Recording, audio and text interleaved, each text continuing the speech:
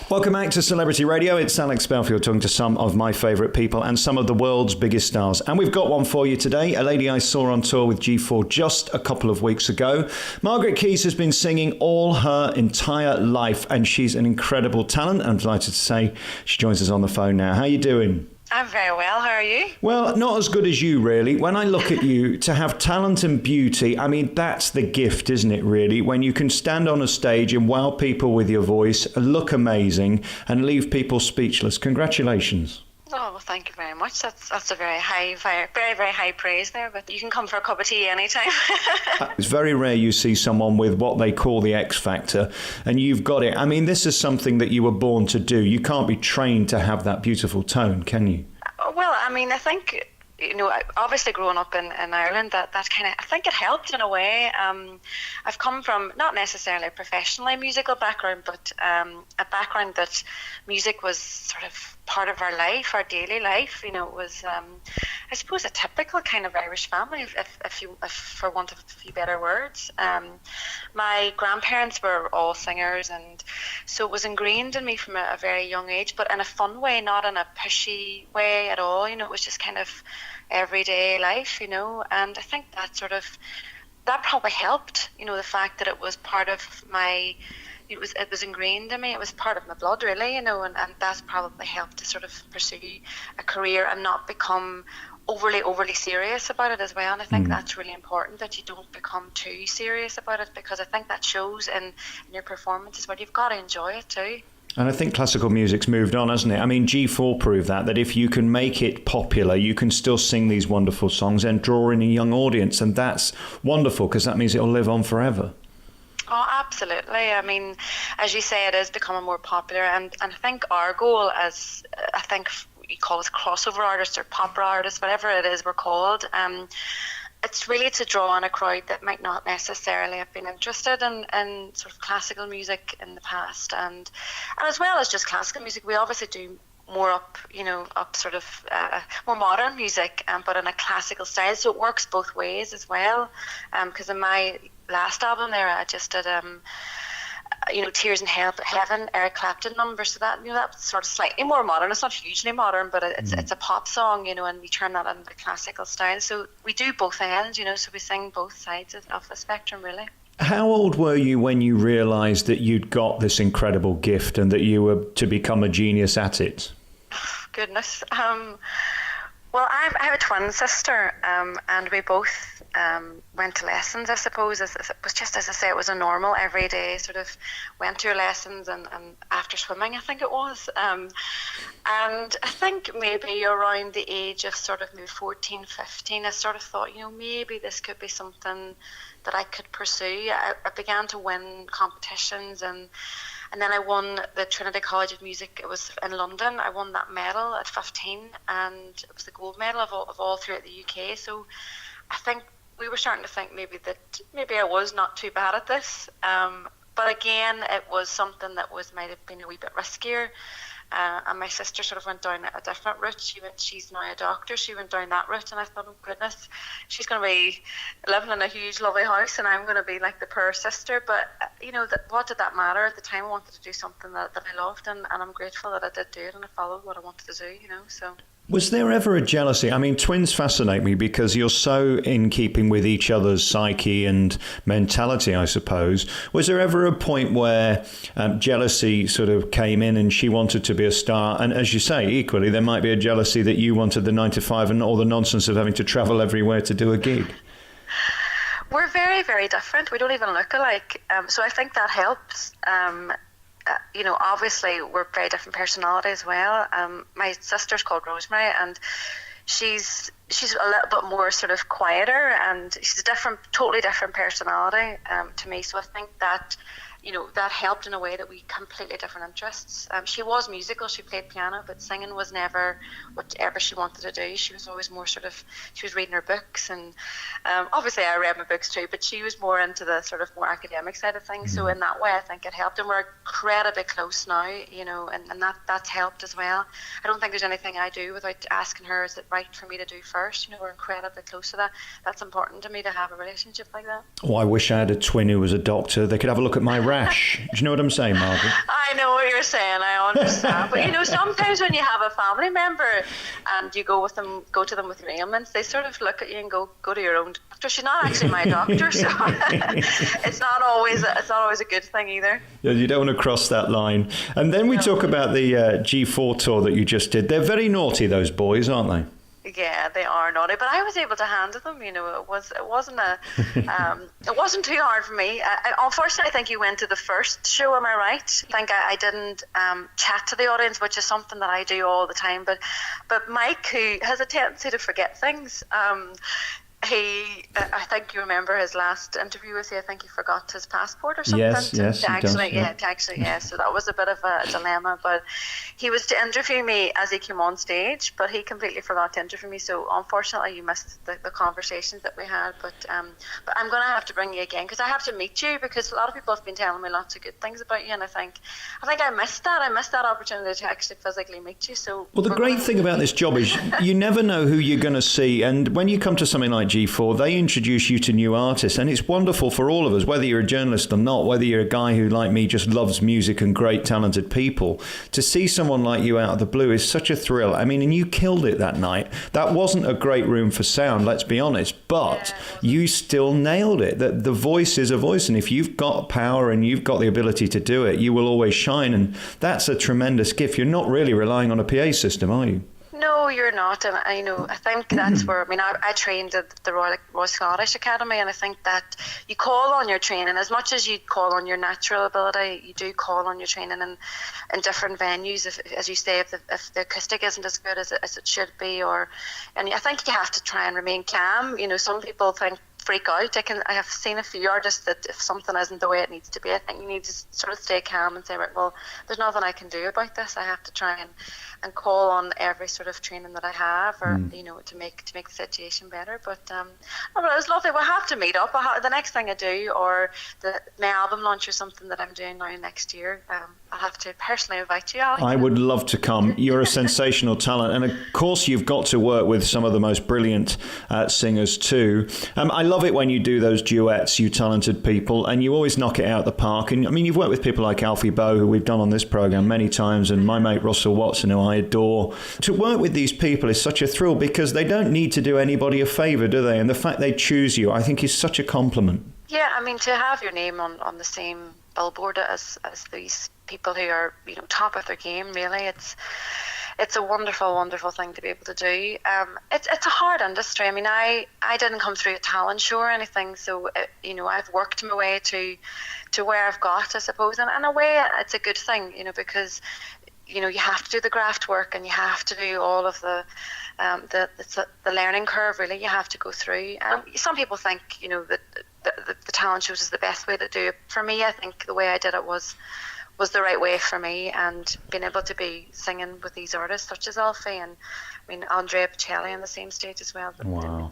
It's wonderful. It's wonderful. Again, I suppose the only thing that X Factor or Britain's Got Talent could give you is millions of viewers to give you that next step up. I mean, you don't need the credibility in terms of your excellence, but it does expose you to a huge audience. Yesterday, I was at Coronation Street talking to one of the actors who did pantomime, and he said, yes, it was brilliant. I was doing 2,000 people twice a day, but the entire run still was less than half an episode of Coronation Street in terms of viewers, and that's just TV, isn't it? Yeah, exactly. But as I say, the industry is difficult, and there's a lot of people in it, and a lot of people trying to do exactly the same thing as you're trying to do. But I look at the likes of Kerry Ellis, wonderful, wonderful talent, and I remember her going in for The Voice just a few years ago, and they didn't turn for her, and I thought, my goodness, humiliating.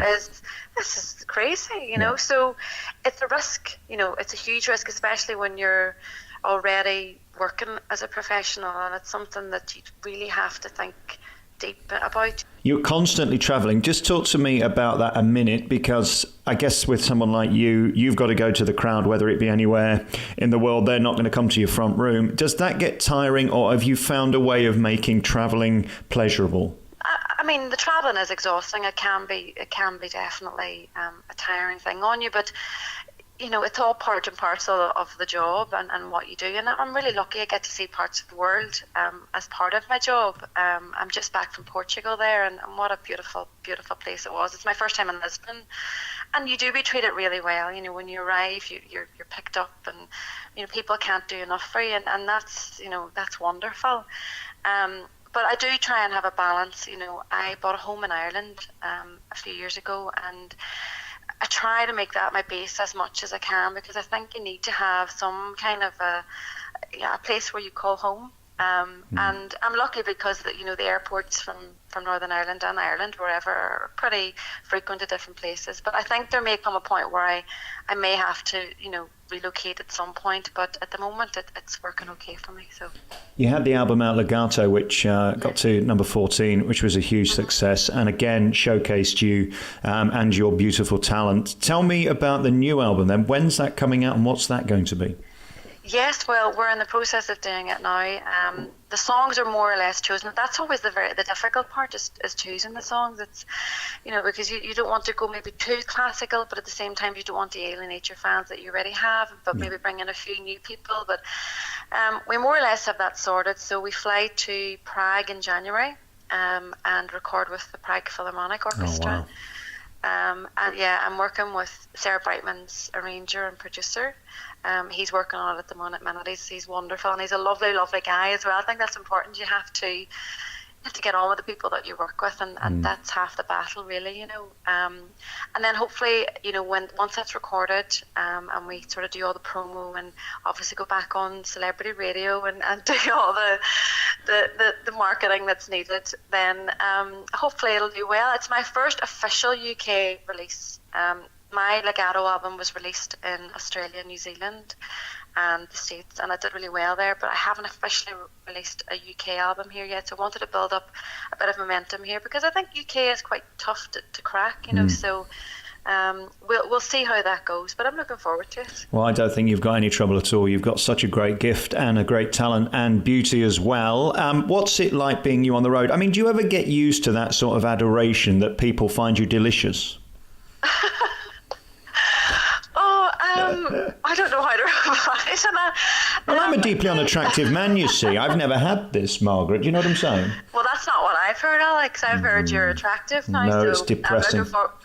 It's like something's hit me with a shovel in the face. You know what I mean? No, don't be hard on yourself. Attraction comes in a lot of different ways, So let me be the judge of that when I meet you, and then I'll tell you. I'll give you a mark out of 10. Don't be too wounding. If it's less than 3, just keep it to yourself. Is that all right? No, but I go for personality, so that's what matters to me, Alex. So don't you worry about it. Well, I know, but it won't look very good in the wedding photographs. You know what I'm saying? You've got to be careful. This is it. You never know. You just never know. Let's take it one step at a time. Don't you be jumping to the wedding. Yeah, all right. Well, Tempest Fugit and all that. There's not long left. When are we going to get to see you again in the UK? Because I'd love to come and see a full concert. Is there anything in the diary that we can come and see? Yeah, there is. December is very, very busy. There's lots of choral concerts. There's lots of sort of celebrity choral concerts where I'm kind of a guest and I sing 2 or 3 songs. But the next biggest one probably would be in Huddersfield. I don't know how near that is to you. It's not far. I'm only in Nottingham. Please come to Huddersfield. I'd love to see you. I think that's the 16th of December. And then the next day I fly out to New York. And I'm giving you an exclusive here, Alex. I haven't actually announced this, but I'm actually feeling that there's a little bit of chemistry here, so I think it's time to make that announcement. That I'll be doing Carnegie Hall at December. Oh, wow. In New York. So. How does it feel? When you stand in front of one of those amazing orchestras and you hear that roar behind you and it's all about you and they're there to make you be as splendid as you can be.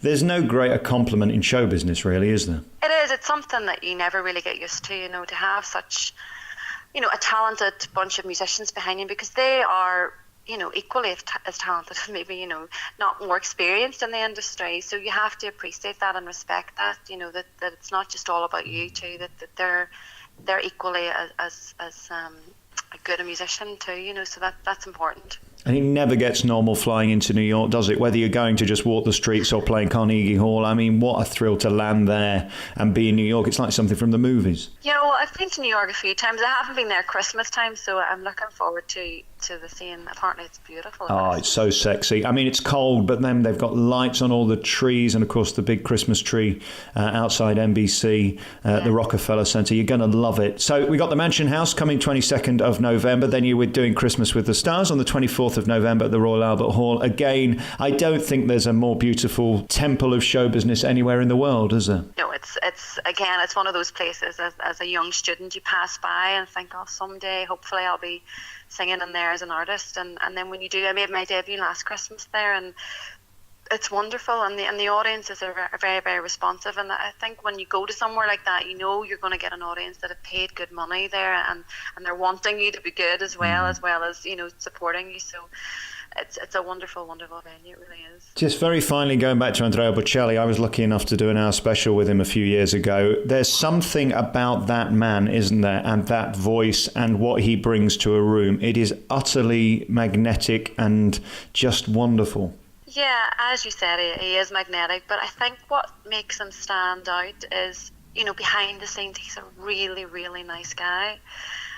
He has all this huge success, and his wife and his little girl was running around, in the dressing room, and you get to see that side of him as well, and that's something that not everybody can see, but it's important that side of you is good as well. It's great being great on stage, but you have to be a people person, and he certainly is one of those, and sort of greeted me with open arms in a way, and it's not always that happens, but someone of that standard and of that fame, to do that to me was wonderful. So I'll always respect him.